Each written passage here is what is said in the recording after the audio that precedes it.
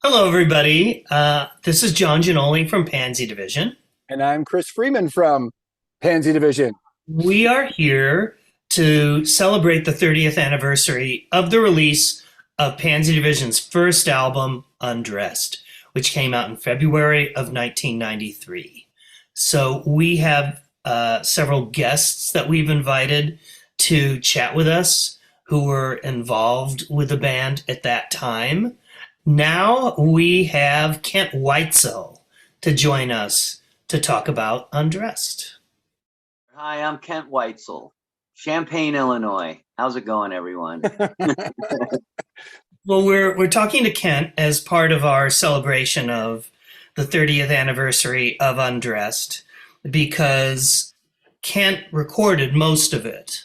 The way it started was when I had an album's worth of songs. I still had no band in San Francisco and didn't know musicians because I hadn't even been there. I think I'd been there a couple of years, but I hadn't really been trying to form a band.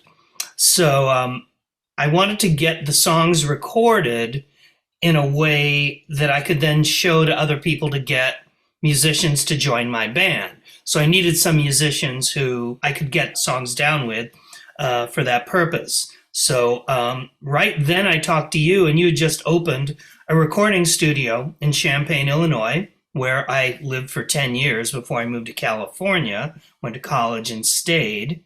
So that brought me back to Illinois to do this project. So that's really how Kent got involved with this. So Ken, did John send you any like versions of songs before? Like this is one of the songs I'm thinking of doing, or was it really just walking in and going, what am I hearing?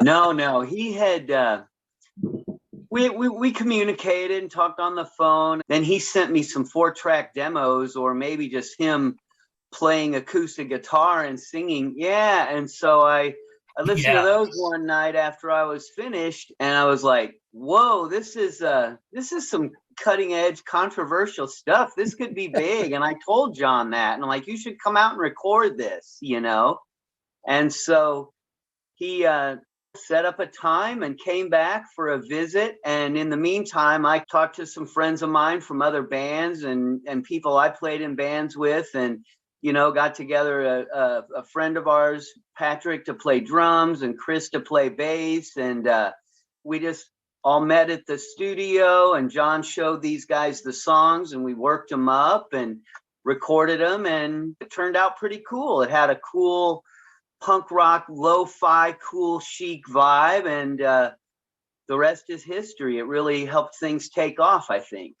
I don't think I personally ever had a chance to talk to you about those songs on there, but I think you were probably the perfect person to bring out what John had in mind, because everything is really clear and things are really, they sound really good, but most of all, the vocals are right up front. So John pushed for that, because all the bands I was recording, they liked to sync the vocals down a little, but John's like, no, these have to be way up front. And I'm like, all right. In retrospect, that definitely was the album where the vocals were the most up front. But I thought, if people can't hear these words, this band isn't going to have the impact. And so I think the vocals are a bit louder above the music than normal, at least for that era. But I also remember being a 60s radio kid when I was really little, and you could always hear the vocals in those songs really clearly. So I wanted to go for that kind of 60s pop clarity with the vocals. Do you remember I even did all these mixes for you with no vocals on them? And we punched up the count offs at the beginning, and you started performing just by yourself in clubs out there in order to kind of get a buzz started. It was kind of desperation. That's like, I didn't have a band, but I wanted to perform, and I didn't want to be a solo performer. So I thought, until I can get a band together as a stopgap temporary measure, I'll have the instrumental versions to play along to. But that didn't work very well in clubs where you really couldn't hear like the count-offs much. Uh-huh. So It was a little bit of kind of burning things at home and taking it to a club, or taking like a hard drive or a little flash drive or something. Right. It was before all that, before Yes. linear monitors and click tracks were used live. And, it was a cassette tape he probably put in. And And Yeah. the varying tape speeds on varying tape plays. So John would put in a tape, and then he'd play to it and be like, "Oh no, it's just slightly off." So now his tuning is off. right. oh yeah. But Chris, how many times did you and I play to a tape live? Was it just once? I think it was just once, because we had so many problems. I thought we've got to find a solution to that. And it would be better to just play the two of us than it would be to try to, because because you did it all right, Kent, with the countdowns and everything for all the songs. You could hear it, but sometimes the tape would be a little bit longer and they wouldn't turn it off. So it would start the next song or whatever. Yes, and then there's video of us in that first show where I played that was my first show, or one of them anyway. I think it was the first show we played in public, and man, we laughed about it, but man, it kind of stunk. It was really hard, because it's like, oh no, turn it off, no, back it up. How are you going to get this guy to rewind to get to the beginning of that? You got to get out there somewhere, and at least you're brave enough to attempt it, and that's Yes. what counts. You got to do that. And, Well, hey, I pulled my CD earlier today, and I opened it up, and I had stuffed a few things in there. I have John's old address, so I could send him mail back and forth, and then I have a Green Day ticket stub from when I went and saw you guys in Indianapolis. Wow. From this record. So this is dated Sunday, July 24th, 1994. yeah. Let's see. There it is. Wow. Yeah. And I remember, like, Green Day, I remember hearing about it. They had their bookmobile with them. Mhm. So that was like one of their last kind of real true bookmobile tours before things got really big, Yeah. And then I also had this little note that John sent me, and it just says, Kent, thanks for all your help getting this project started. Without you, things would have been a lot different, worse. I truly appreciate your contributions. Love you, John. And so I thought that was sweet. So I stuck it in with my CD just for memories. That is great. That is really great. Kent was really the first person outside of my little San Francisco circle of people who said, "Oh my God, this could be huge." And I'm like, "Oh, come on." And he's like, "No, really. I mean, I knew that we could do this band, but I didn't think it was going to be big." Well, thanks to Green Day, it was for a bit. But, that was really encouraging from a straight guy from the Midwest. So, the fact that you saw that and heard that, well, that's probably why we're friends anyway, because Kent played in a great band in Champaign called the Martyrs. It was a high school band with Chris Bowe, who ended up playing bass on most of Undressed before Chris came along. So I should explain that when I went to record with Kent, I was thinking this is going to be a demo, and it's going to be the blueprint for what will come later. But it sounded so good, and so many of the songs achieved what I wanted to get out of them, that 9 of the 13 songs on Undressed were recorded with Kent. So that was, way beyond my expectations. So I was just so pleased at how it went and how it sounded. So, but I had to get out of San Francisco to go to a familiar place to get it down. But you know what? Do you remember those cassette demos you made up that had like Iggy Pop on the cover? Yeah. Yeah. They did Iggy with like 4 songs on it, and you were shopping those around to different places. Well, I had some of those. I was leaving them places and passing them around. So they were left in Memphis, and then next thing you know, all these A&R people were calling me to see what's going on in Champaign, what bands I was recording.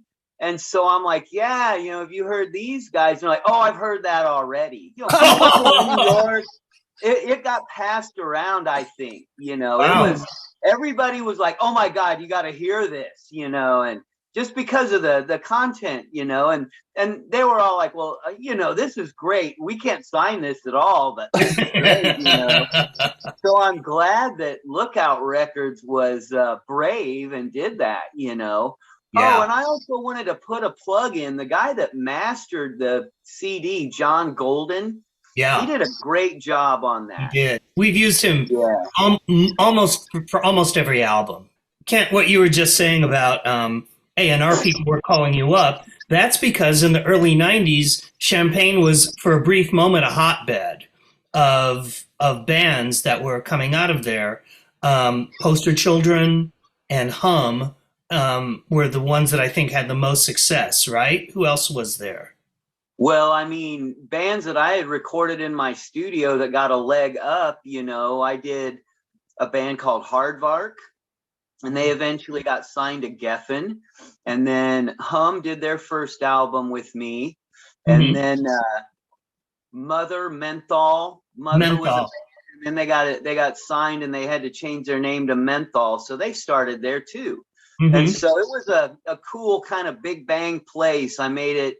It was you were there. Chris was there too. He slept there one night when you guys were on tour, and it was just a little punk rock shack that had some nice gear. It was the same tape machine that the Outnumbered albums were recorded on. I bought that from Willie, so that's probably why you like it. And then, but it was affordable back in those days. If an original band was playing and they could make $300 at a show or something, then they could come in for a weekend of recording, and get something out. And everybody was able to get stuff out and make money off of it, sell 7 inches or whatever. So it was a cool organic scene back then, There's not a lot of distortion on this record. It's pretty jangly. And I was always going for a combination of distorted and jangly. But I cannot play lead guitar to this day, and Kent played lead guitar on 2 songs. On Versatile, which turned out so well, I thought that has to be the opening track. And then on Anthem, which was the last song on the album and was our anthem for about 5 years. So having the lead guitar on their first song is probably misleading because you weren't going to get that if you came to see us. But, I think it worked great as a recording. You did a great job. Yeah, here's that guitar, John. That's the guitar you used on that record. Wow. And then you used it's a Fender lead, and then you used Chris's high watt, Bulldog amp. It was a real cool amp, I think I've seen other folks have them. Jim Ellison and Material Issue had one, stuff like that. But you had some good stuff there. We knew all the bones to build your sound, I mean, I grew up kind of with you, and so I kind of knew the aesthetic you would be going for, as far as the garagey kind of sound, So, well, Kent, when you were making the record, did you feel you were making a punk record? Because for a lot of people, I think, well, especially one person in particular, Ben Weasel, I think he called it wimpy college rock. He never thought we were punk at all.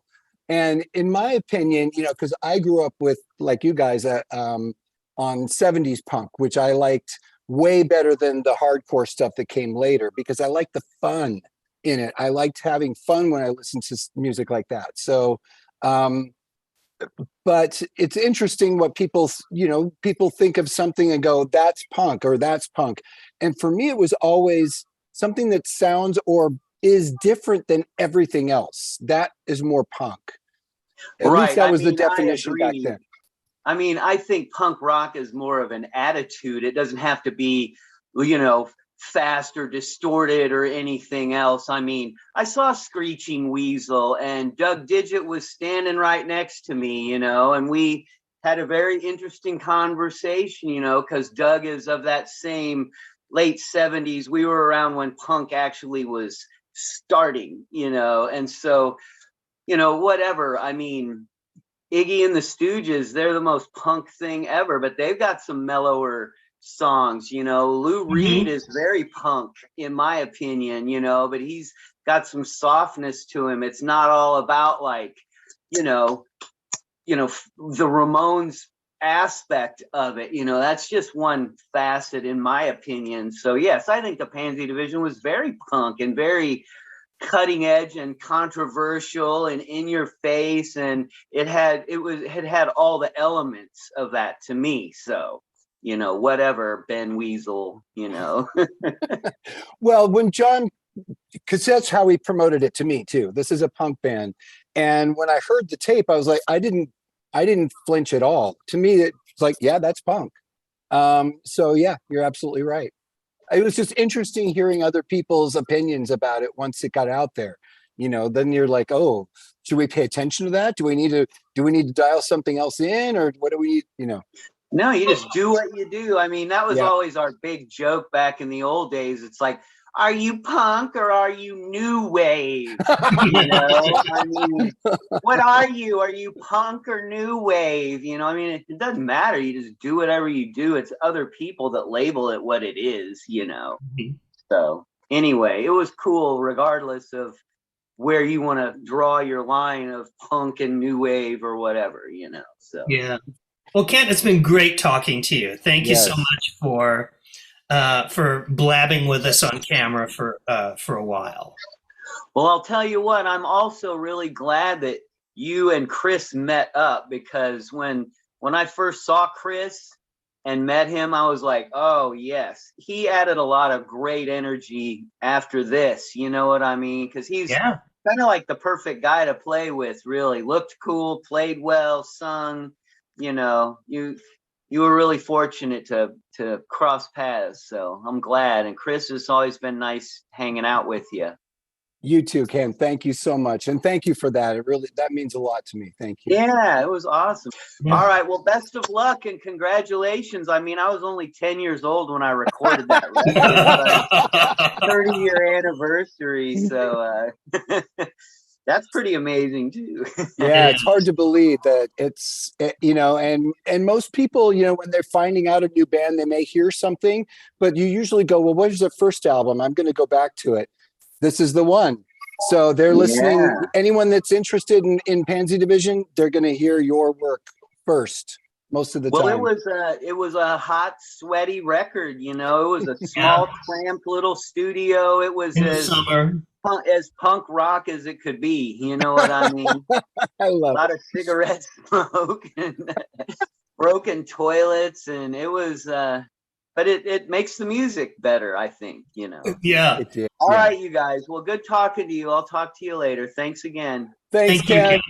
Right. All right. Bye-bye. Good night. Bye.